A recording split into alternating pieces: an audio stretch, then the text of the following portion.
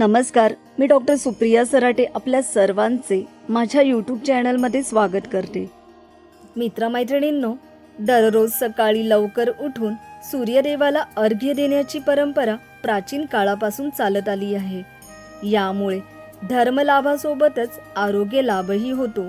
सूर्यदेवाला अर्घ्य दिल्याने त्वचेचे विकार दूर होतात, आळस दूर होतो, आत्मविश्वास वाढतो, डोळ्यांची नजर वाढते, विटॅमिन डी ही मिळते. ब्रह्मपर्वामध्ये श्रीकृष्ण आणि साम यांचा या परंपरेविषयी संवाद आहे. साम हा श्रीकृष्णाचा मुलगा होता. या संवादामध्ये श्रीकृष्णांनी सामला सूर्यदेवाचा महिमा सांगितला आहे. श्रीकृष्ण सांगतात, सूर्यदेव एकमात्र प्रत्यक्ष देवता आहे, म्हणजे आपण सूर्यदेवाला थेट पाहू शकतो. जो भक्त पूर्ण श्रद्धा आणि भक्तिभावाने पूजा करतो त्यांच्या सर्व इच्छा भगवान सूर्यदेव पूर्ण करतात. भविष्य पुराणामध्येही श्रीकृष्णाने सामला सांगितले की त्यांनीही स्वतः सूर्यदेवाची पूजा केलेली आहे आणि या पूजेमुळे त्यांना दिव्य ज्ञानाची प्राप्ती झाली.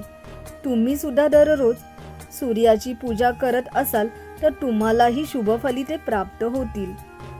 मित्रमैत्रिणींनो, भविष्य पुराणानुसार श्रीकृष्णाने सूर्यपूजेविषयी सांगितलेल्या काही खास गोष्टी आहेत.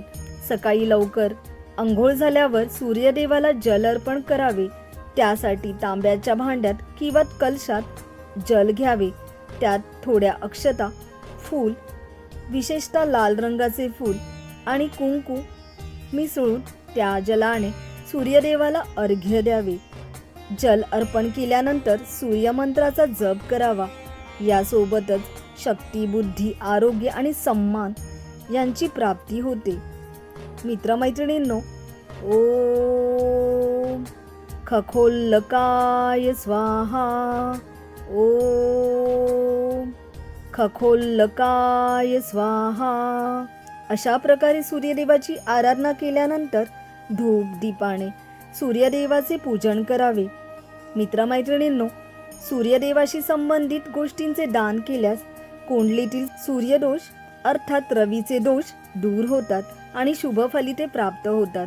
मित्रमैत्रिणींनो, ज्यांचे आरोग्य वारंवार खराब होत असेल त्यांनी आरोग्य प्राप्तीसाठी तांब्याच्या भांड्यात किंवा कलशामध्ये लाल रंगाचे वस्त्र, गहू, गूळ, ज्यांच्या कुंडलीमध्ये सूर्यस्थिती खराब आहे अशा लोकांनी आरोग्य प्राप्तीसाठी, सम्मान प्राप्तीसाठी, अधिकार वर्चस्व योगासाठी तांब्याचे, लाल वस्त्राचे, गहू, एक मूठ, गुळाचा खडा, लाल चंदन अशा गोष्टींचे दान करावे आणि हे दान रविवारीच करावे. रथसप्तमीच्या दिवशीही आपण हे दान करू शकता. आपल्या श्रद्धेनुसार आपण हे दान केल्यास आपल्याला नक्कीच शुभ फलिते प्राप्त होतील आणि कुंडलीतील सूर्यदोष दूर होतील. मित्रमैत्रिणींनो, आपल्याला आमचा व्हिडिओ आवडला असेल तर नक्की लाईक करा, जास्तीत जास्त लोकांपर्यंत पोहोचवा जेणेकरून त्यांनाही हे ज्ञान अवगत होईल. धन्यवाद.